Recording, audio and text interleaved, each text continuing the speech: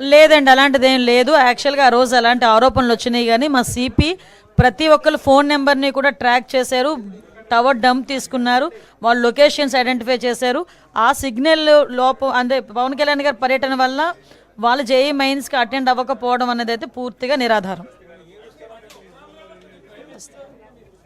ఏంటండి?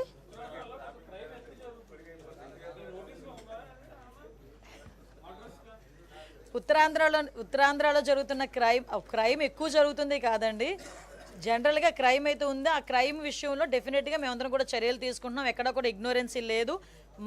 మేము CCTV cameras దగ్గర నుంచి, డ్రోన్స్ దగ్గర నుంచి, విషయం ఏంటంటే అయ్యిందే చెప్తున్నారు, కానీ మేము చేసింది చెప్పట్లే. అదే బాధ మాకు. మేము విషయం ఏంటంటే ప్రతి ఒక్క విషయం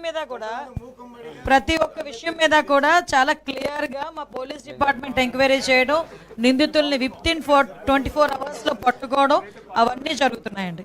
ఎక్కడ కూడా నెగ్లిజెన్స్ అయితే లేదు. క్రైమ్